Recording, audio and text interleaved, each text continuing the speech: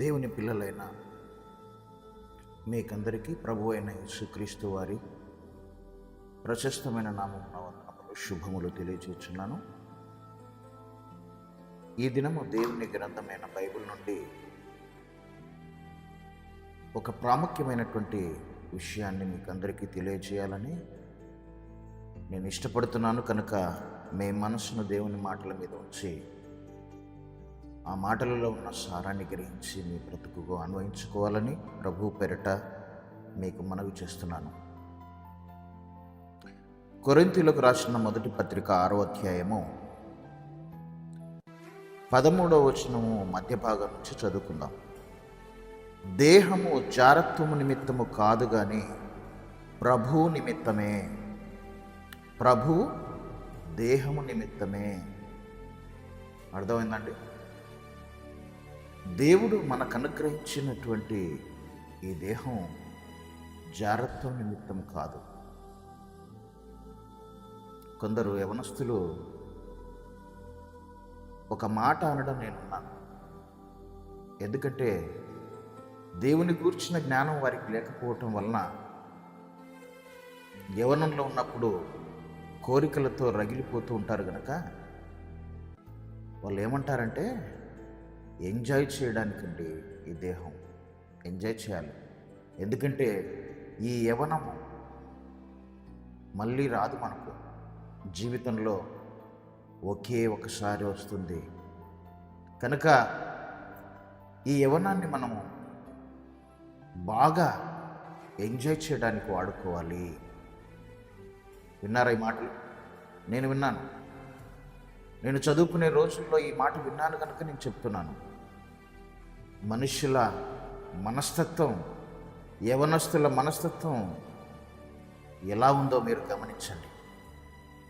దేవుడు కష్టపడి 9 మాసాలు తల్లి గర్భంలో నిర్మించినటువంటి ఈ దేహము విలువ తెలియక, దేవుని కష్టం విలువ తెలియక మనుషులు ఈ దేహాన్ని, దేవుడిచ్చిన ఈ జీవితకాలాన్ని దేనికోసం వాడాలనుకుంటున్నాడు? ఎంజాయ్మెంట్ కోసం అంట, ఎంటర్టైన్మెంట్ కోసమట. ఒకరికొకరు పరస్పరము శరీరాలను అవమానపరుచుకోవడం కోసం ఈ దేహాలను వాడుకోవాలని అనుకుంటున్నారు. ఎంత విచారకరమైన సంగతో మీరు ఆలోచన చేయండి. నేటి యువతను చూస్తుంటే భయమేస్తుంది. ఎందుకంటే తల్లిదండ్రులకు అవిధేయులుగా, పెద్దలకు భయపడే పరిస్థితుల్లో మనుషులు లేరు. స్కూళ్ళలో, కాలేజీల్లో, విశ్వవిద్యాలయాల్లో టీచర్స్కు భయపడే పరిస్థితుల్లో పిల్లలు లేరు. తల్లిదండ్రులను భయపెడుతున్నారు, పెద్దలను భయపెడుతున్నారు, టీచర్స్ను, లెక్చరర్స్ను, ప్రొఫెసర్స్ను కూడా భయపెడుతున్నారంటే వీరిలో ఉన్నటువంటి ఆ దుష్టత్వం ఎంత పీక్ స్టేజ్కి వెళ్ళిందో మీరు ఒక్కసారి ఆలోచన చేయండి. దీనికి ప్రధానమైనటువంటి కారణం దేవుని గూర్చిన జ్ఞానము మనుషులకు లేకపోబట్టే అని దేవుని గ్రంథం సెలవిస్తుంది. దేహాన్ని దేనికోసం వాడుతున్నాడు ఈరోజు మనిషి? జారత్వం నిమిత్తము, వ్యభిచారం నిమిత్తం ఈరోజు మనుషులు వాడుతున్నారు. బుద్ధి వచ్చినప్పటి నుంచి ముసలివాణి వరకు కూడా ఈరోజు మనుషులను చూస్తుంటే శరీర సంబంధమైన కోరికలను తీర్చుకోవడానికి పరుగులు పెడుతున్నారంటే ఒక్కసారి మీరు ఆలోచన చేయండి. మిమ్మల్ని నడిపించేటటువంటివి ఎంత భయంకరమైనటువంటివో మీరు ఆలోచన చేయాలని ప్రభు పేరిట మనవి చేస్తున్నాను. అవి మోసపూరితమైనటువంటి కోరికలు, నీ శరీరాన్ని పాడు చేసేవి, నీ శరీరాన్ని తుట్టుగా పొడిచి భయంకరమైన రోగాల బారిన నువ్వు పడేటట్టుగా చేసి, మందులు లేని రోగాలను నీకు తెప్పించి నిన్ను నాశనం చేసేటివి నీ శరీరంలో పుట్టే ఆ తప్పుడు కోరికలు, దుష్ట కోరికలను తెలుసుకోవాలి. ఈరోజు మెట్రోపాలిటన్ సిటీస్లో మనం వెళ్తే ఎక్కడ చూసినా పబ్ కల్చర్ విపరీతంగా పెరిగిపోయిందండి. చీకటి కాగానే ఆ చీకటి క్రియలు మనుషులు మొదలు పెడుతున్నారు. ముఖ్యంగా యవనస్తులు, టీనేజీ మొదలుకొని బలమున్నంత వరకు మనుషులు ఆ కోరికలు తీర్చుకోవడానికి ప్రత్యేకంగా ఆ పబ్బులను సమీపిస్తున్నారు. అందులో భయంకరమైనటువంటి నీచ కార్యాలు ఉంటాయి. అన్ని చీకటి క్రియలే. వ్యభిచారం, జారత్వము, త్రాగుబోతుతనము, పిచ్చి పాటలు, పిచ్చి మ్యూజిక్లు, డీజేలు, మున్నగు భయంకరమైనటువంటి ఆ చీకటి క్రియలతో మనుషులు నలిగిపోతున్నారు. సాతాను తన దురాశలను నెరవేర్చుకోవటానికి మనుషుల హృదయాల్లోకి ప్రవేశించి మానవ శరీరాలను నిర్వీర్యం చేస్తుంది. మనిషి అనుకుంటున్నాడు, ఇది నేను అనుభవిస్తున్నాను, నేను ఎంజాయ్ చేస్తున్నాను, ఈ జారత్వంతో, వ్యభిచారంతో, ఈ మందుతో, పిచ్చి పాటలతో నేను ఆనందిస్తున్నానని అనుకుంటున్నాడు. కానీ అసలు ఈ రకమైనటువంటి కోరికలు నీలో పుట్టడానికి కారణం ఎవరో తెలుసా? ఒకడున్నాడు, కంటికి కనపడినటువంటి దుష్టశక్తి మనుషులను ఆవహించి తన దురాశలన్నిటినీ మనుషుల దేహాల ద్వారా జరిగించుకుంటున్నాడు. చెయ్యకూడని పాపాలు మనుషులతో చేయించుతున్నాడు, మత్తెక్కిస్తున్నాడు. ఆ మత్తులో నీచ నికృష్టమైనటువంటి పనులు చేస్తూ భయంకరమైనటువంటి పాపాలకు కారణమవుతున్నాడు వాడే. ఒక రకంగా చెప్పాలంటే వాడు మీ దేహాల ద్వారా తన కోరికలు తీర్చుకుంటున్నాడని మీరు తెలుసుకోవాలి. మిమ్మల్ని ఎప్పుడో చంపేశాడు వాడు. ఎవరైతే జ్ఞానం లేని వారు ఉంటారో, దేవుని గురించిన జ్ఞానం ఎవరికైతే ఉండదో, పిచ్చి కోరికల చేత రగిలిపోతున్నటువంటి వారిని పట్టుకుంటాడు, పబ్బులకు తీసుకెళ్తాడు, రెడ్ లైట్ ఏరియాలకు తీసుకెళ్తాడు, వ్యభిచార గృహాలకు తీసుకెళ్తాడు. నీచమైన ప్రతి పనిని చేయించి దేవుడిచ్చిన ఈ దేహాన్ని జారత్వం నిమిత్తం వాడతాడు. ఎందుకు ఇచ్చాడు దేవుడు? నీ దేహము జారత్వం నిమిత్తము కాదు, ప్రభు నిమిత్తము. ప్రభు దేహము నిమిత్తమే. ఆయన కష్టపడి కట్టుకున్న ఇల్లు ఇదండి.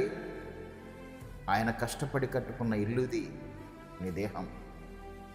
నీ దేహము దేవునికి ఆలయము.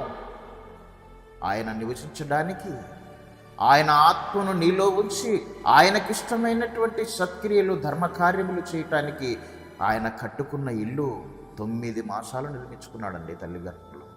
ఇది మనుషుల చేత చేయబడినటువంటిది కాదు. ఇది ఏ విధంగా నిర్మాణం అవుతుందో డాక్టర్లు కూడా అంతుపట్టడం లేదు. ఇది దేవుని సృష్టి, దేవుని కష్టం. దీనిని తీసుకొని రావడానికి ముందు మనిషి ఈ భూమి మీద పుట్టక మునుపు, ఈ దేహమే లేకముందు దీనికి ముడి పదార్థాన్ని ఎక్కడి నుంచి తీశాడో తెలుసా? ఈ ప్రకృతి నుండి, పంచభూతాల నుండి. పంచభూతాలంటే తెలుసు కదా, భూమి, నీరు, అగ్ని, గాలి, ఆకాశం. ఈ 5ంటిని కలిపితే ప్రకృతి, ఎలిమెంట్స్ అంటారు. ఈ మానవ దేహము ఆ ఎలిమెంట్స్ నుంచి ఎక్స్ట్రాక్ట్ చేయబడినటువంటిది. మానవ దేహంలో ఆ పంచభూతాల సమ్మేళనం ఉంటుంది. ఈ ప్రకృతిని చేయడానికి దేవుడు 6 దినాలు కష్టపడ్డాడు. 6 విశ్వదినాలు, మానవ దినాలు కాదవి. కొన్ని కోట్ల సంవత్సరాలు ఒక దినం అంటే తెలుసా మీకు? కొన్ని కోట్ల సంవత్సరాలు ఒక దినం అంటే, మరి 6 దినాలంటే ఎన్ని కోట్ల సంవత్సరాలు ఆయన కష్టపడి ఉంటాడో మీరు ఒక్కసారి ఆలోచన చేయండి. ఈ సృష్టి పుట్టి సుమారుగా 450 కోట్ల సంవత్సరాలు అయిందని చెప్పి ఈరోజు శాస్త్రవేత్తల అంచనా. 450 కోట్ల సంవత్సరాలు. 450 కోట్ల సంవత్సరాలు అయిందంటే ఒక్కొక్క దినము ఎన్ని కోట్ల సంవత్సరాలు అయి ఉంటుందో మీరు అప్రాక్సిమేట్గా ఎస్టిమేట్ వేయండి. అన్ని దినాలు, అన్ని సంవత్సరాలు దేవుడు కష్టపడితే పంచభూతాలు ఏర్పడ్డాయి, విశ్వం ఏర్పడింది. ఆ పంచభూతాల నుండి తీయబడినది ఈ దేహం. ప్రధానంగా ఈ దేహానికి వాడిన పదార్థము భూమి లోపలి భాగంలో ఉన్న లావా అంటారు కదా, ఆ లావాను, మోల్టన్ స్టేట్లో ఉన్న ద్రవ పదార్థాన్ని అత్యంత శ్రేష్టమైనటువంటి ఆ పదార్థాన్ని మానవ దేహాన్ని చేయడానికి దేవుడు వాడాడు. ఎంత జ్ఞానంతో, ఎంత కష్టంతో ఈ సృష్టిని చేశాడో ఒక్కసారి ఆలోచన చేయండి. మనిషి అన్నవాడు ఒక డ్రాప్ ఆఫ్ వాటర్ను క్రియేట్ చేయలేడు. ఒక టైనీ పార్టికల్ను, ఈ విశ్వంలో ఉన్న ఒక టైనీ పార్టికల్ను కూడా మనిషి సృష్టించలేడు. ఇంత అసాధ్యమైన, ఆశ్చర్యకరమైన, అద్భుతమైనటువంటి సృష్టిని దేవుడే తన పిల్లలైన మన కోసం, మన పట్ల ప్రేమను కలిగి మనము అడగక మునుపే వీటన్నిటిని చేసి తన ప్రేమతో ఈ కష్టాన్నంతా చేసి మనకి ఉచితంగా ఇచ్చాడు. దీనికి ఏమైనా మనం ట్యాక్స్ చెల్లిస్తున్నామా? ఎందుకంటే చెల్లించడం అది మన తండ్రి కష్టం. మన తండ్రి కష్టాన్ని ప్రతి క్షణము అనుభవిస్తున్నటువంటి మనము ఆయన కష్టం విలువ తెలియక ఈ దేహాన్ని ఎంత నీచమైన పనులకు వాడుతున్నాడో ఒక్కసారి ప్రతి మనిషి ఆలోచన చేయాలి. మన నోట మంచి మాటలు వస్తున్నాయా? మన ఆలోచనలో మంచి ఆలోచనలు వస్తున్నాయా? మన హృదయంలో ఈ దేహంతో మంచి క్రియలు చేస్తున్నామా? ఈ దేహం ప్రభు నిమిత్తము ఆయనకిష్టమైన కార్యములు ఈ దేహంతో జరిగించాలని దేవుడు కష్టపడి తన శక్తిని, తన జ్ఞానాన్ని, తన కాలాన్నంతా వాడి ఈ దేహాన్ని ఇచ్చి ఈ దేహం కోసమే నాయన నేను ఉండేది. ఈ దేహంతో నాకు పని ఉంది ఈ భూమి మీద. నా కోరికలు తీర్చుకోవాలని, నా ఆశలు తీర్చుకోవాలని కోట్ల సంవత్సరాల క్రిందటనే నేను స్క్రిప్ట్ రాసుకున్నాను. నా మనస్సులో ఎన్నో ఆశలు పెట్టుకొని నిన్ను చేశానే. నా స్వరూపమందు, నా పోలికలో ఈ సృష్టిలో ఒక అద్భుతమైనటువంటి శ్రేష్టమైన జన్మను నీకు ఇచ్చానే నా కొడుకుగా. ఈ సృష్టిని ఏలికగా, ఈ సృష్టి మీద అధికారిగా నేను పెట్టానే. ఎన్నడైనా ఆలోచన చేస్తున్నావా నా గురించి? ఈ సృష్టి అంతా నీకు సేవ చేసేటట్టుగా ఆ సృష్టిని నీకు లోపరిచానే. ఎన్నడైనా నా ప్రేమను నువ్వు ఆలోచన చేశావా అని అడుగుతున్నాడు. ఆలోచన చేయకపోగా ఈ దేహాన్ని జాగ్రత్త నిమిత్తం వాడుతూ ఈ నోట్లో మందు పోస్తున్నావు. భయంకరమైనటువంటి డ్రగ్స్, కొకైన్, హెరాయిన్, గంజాయి మున్నగు డ్రగ్స్ వాడుతూ ఈరోజు చిన్నపిల్లలు మొదలుకొని పెద్దవాళ్ళ వరకు వీటికి బానిసైపోతున్నారంటే సాతాను మిమ్మల్ని ఎంత భయంకరమైన మత్తులో ముంచిందో ఒక్కసారి ఆలోచన చేయండి. ఆ మత్తులో ఉండటం వలన ఈ దేహంతో చెయ్యకూడనన్ని పనులు వాడు మీతో చేయిస్తున్నాడు. ఆలోచన చేయండి. ఆలోచన చేయకపోతే బయటికి రాలేరు. ఇప్పటికైనా బయటపడండి. ఇలాంటి పరిస్థితుల మధ్యలో మీరుంటే వెంటనే బయటికి రావాలని దేవుని పేరిట మనవి చేస్తున్నాను. పిల్లలారా, యవనస్తులారా, బహుజాగ్రత్త. మీరు చేసే ప్రతి క్రియకు దేవుడు జీతం ఇవ్వబోతున్నాడు. వాని క్రియల చొప్పున ప్రతి వానికి ఇచ్చుటకు జీతం నా దగ్గర ఉంది. ఎవడైతే నేనిచ్చిన ఈ దేహాన్ని, నా కష్టాన్ని పాడు చేస్తాడో నేను వానిని పాడు చేస్తా అన్నాడు. దేవుని ఆలయాన్ని ఎవడైతే పాడు చేస్తాడో దేవుడు వాన్ని పాడు చేస్తాను అని చెప్పి దేవుని గ్రంథంలో రాయించాడు. భయంకరమైన నరక శిక్షకు నిన్ను గురి చేస్తాడు. ఈ భూమి మీద కూడా మందులు లేని రోగంతో నిన్ను బాధించి చంపుతాడు ఆయన. సుఖం కోసం వెళ్తున్నావా? క్షణికమైన అల్పకాలం అనుభవించే ఈ పాప భోగం కోసం ప్రాకులాడుతున్నావా? ఎంతకాలం అండి ఆ సుఖం? ఒక 5-10 నిమిషాలు, మహా అంటే అర్ధగంట, గంట. ఆ గంట సుఖం కోసం దేవుడిచ్చిన ఈ దేహాన్ని పాపానికి అప్పగించుకుంటావా? సాతానుకు అప్పగించుకుంటావా? నిన్ను విడిచిపెట్టడు దేవుడు. ఈ దేహం దేవుని నిమిత్తం అండి. మరొక మాట చదువుకున్నాం, అదే అధ్యాయము, కొరింథీయులకు రాసిన మొదటి పత్రిక 6వ అధ్యాయము 18వ వచనము. జారత్వమునకు దూరముగా పారిపోవుడి.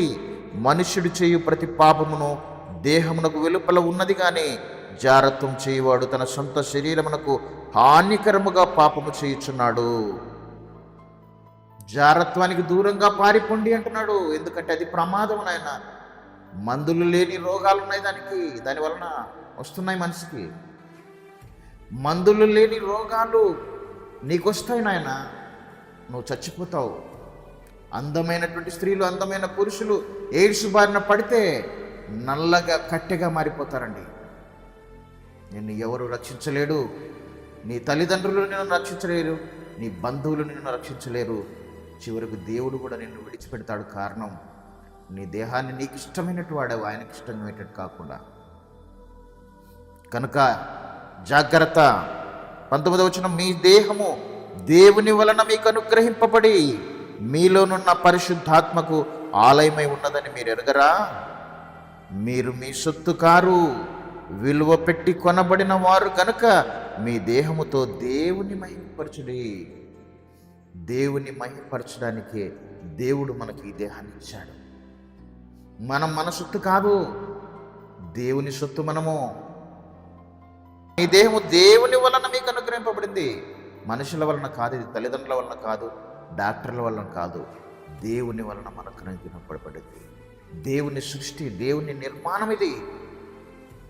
కనుక యవనస్తులైనటువంటి నా సోదరులారా, ఈ మాటలను మీ మనస్సులో ఉంచుకొని దేవునికి భయపడి ఆయన ఉగ్రతకు గురి కాకముందే వీటి నుండి మీ అడుగును తప్పించుకొని సాతాను మాయల నుండి బయటపడి వాని ఆశలు నెరవేర్చడానికి ఏ మాత్రం ఒప్పుకోకుండా ఈ దేహాన్ని దేవుని ఇష్టం నెరవేర్చడానికి దేవునికి అప్పగించుకోండి. నీతికి సాధనాలుగా ఈ దేహాన్ని వాడండి, అవయవాలను. అప్పుడు దేవుడు నీకు అద్భుతమైనటువంటి సుఖాన్ని, ఆనందాన్ని ఈ భూమి మీద ఇస్తాడు. ఈ భూమిని విడిచిపెట్టిన తర్వాత కూడా శాశ్వతమైన నిత్య జీవము, నిత్య సుఖం, నిత్యానందం నీకోసం ఆయన సిద్ధపరిచాడు ఆయన ఉన్న లోకంలో.